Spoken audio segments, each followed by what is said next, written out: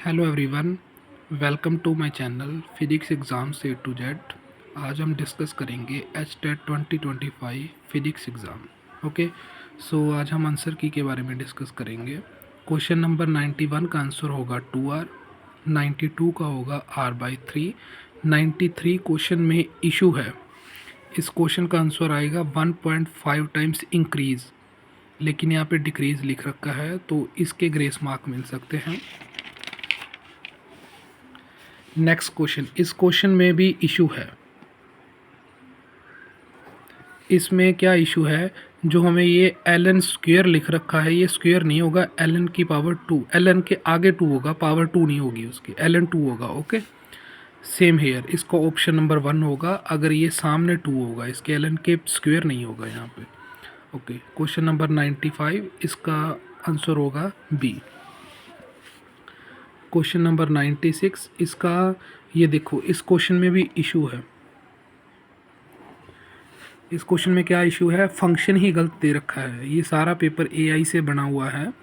देखो, ये same function है, दोनों दे रखे हैं, कुछ गलती हुई है इनसे। अगर ये फंक्शन होता तो इसका आंसर ये वाला आता, तो इसमें भी इशू है। तो अगर ऐसा फंक्शन लेके कोई समझ के बच्चा करता तो उसका ये आंसर आता। ओके, तो अगर ये फंक्शन होता है तो इसका आंसर ये होता है, लेकिन इसमें इशू है क्वेश्चन में, तो ग्रेस मार्क्स मिलेंगे इसमें भी। देखो, ये सेम फंक्शन ऊपर वाला नीचे आ चुका है थर्मल कंडक्टिविटी में, तो इसका अगर हम आंसर सोल्व करेंगे, इसका ऑप्शन आएगा बी। नेक्स्ट, इस क्वेश्चन में भी थोड़ी गड़बड़ लग रही है, क्योंकि इन दोनों दोनों आंसर हो सकते हैं इनके। 8% भी हो सकता है, depends upon TS.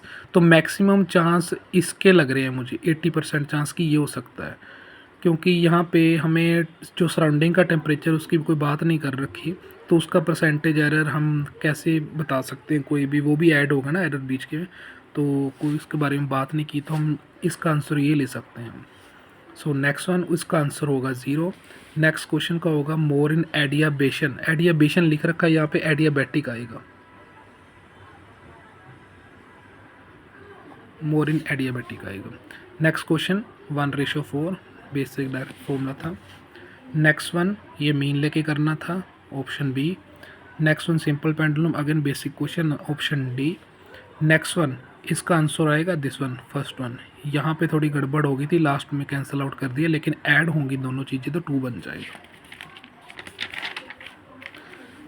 Next one, इसका भी फंक्शन था डाइपोल का, ये फॉर्मूला लगेगा बेसिक, तो इसमें एक्स स्क्वायर नहीं आना था, सिंपल एक्स आना था, इसका ऑप्शन ए होगा।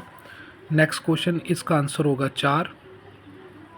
नेक्स्ट वन, इसका आंसर होगा 0, ये तो पोटेंशियल कैंसिल ही आउट हो जाएगा बिल्कुल सेंटर पे, so answer will B 0। Next one, इस क्वेश्चन में भी इशू है, इसका कोई आंसर नहीं आ रहा इस क्वेश्चन का। अगर ये कैपेसिटेंस दोनों सेम दिए होते तो कोई आंसर निकलता, लेकिन कैपेसिटेंस की कोई वैल्यू नहीं दे रखी, या कोई रेशो दे रखी होती इन कैपेसिटेंस की भी, ये सी है, ये 2C है, तो कोई आंसर निकल के आता, लेकिन फ़िलहाल कोई आंसर नहीं, तो इसमें इशू है, तो ये भी कोई ग्रेस मार्क मिलेंगे इसमें भी। नेक्स्ट वन, ये इसका आंसर आएगा 1/3, तो ये थोड़ी एलसीएम लेने में मैंने गड़बड़ कर दी, ये 4 वैल्यू डायरेक्ट गलत ले गया, जो 12/4 3 आंसर आना था, तो I/4 कर गया मैं, I/3 आंसर था this one. Next is why axis, simple आपने रूल लगाना था जो अपने राइट हैंड रूल होते थे।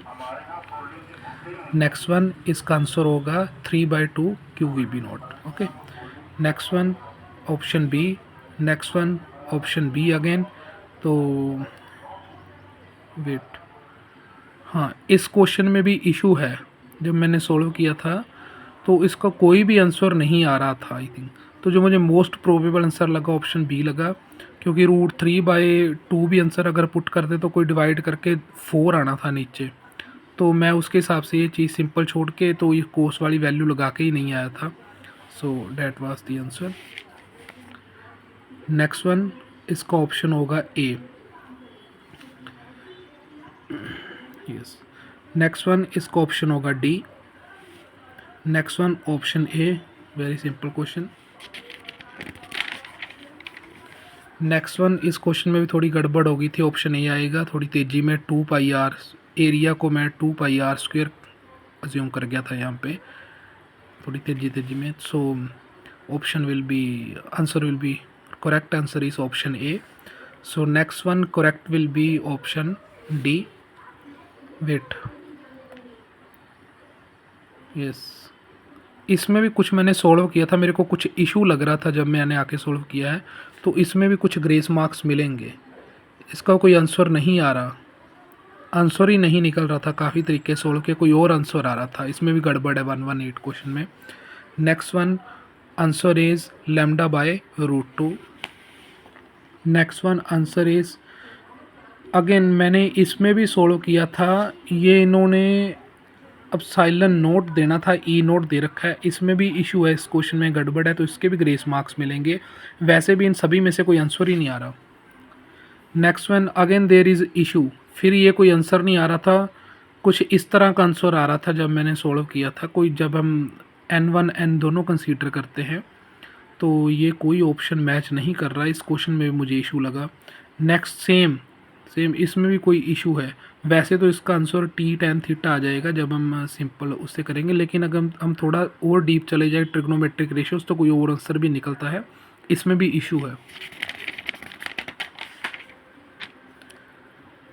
यस, नेक्स्ट वन इसका ऑप्शन होगा डी।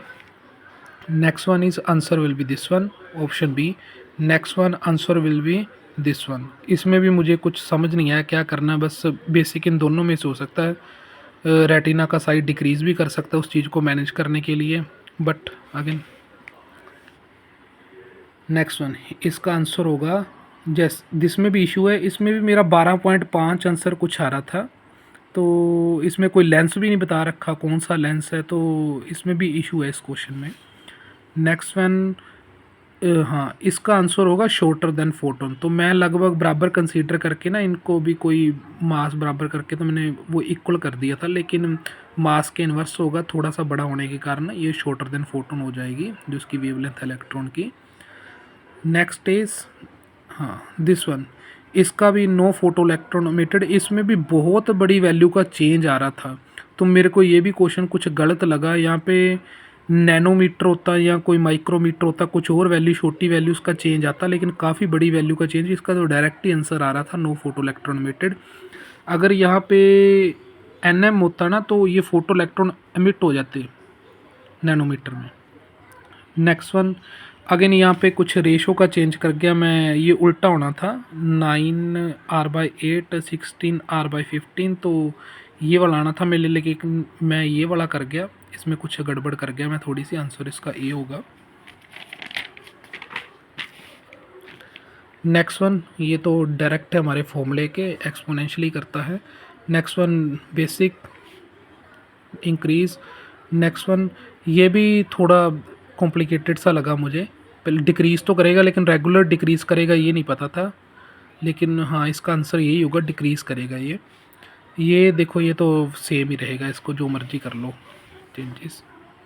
नेक्स्ट क्वेश्चन ये थोड़ा मतलब आगे BSc लेवल का क्वेश्चन आया था ऑपरेशन एम्पलीफायर से, तो इसकी हम बात नहीं करते, वैसे इसका ऑप्शन बी है।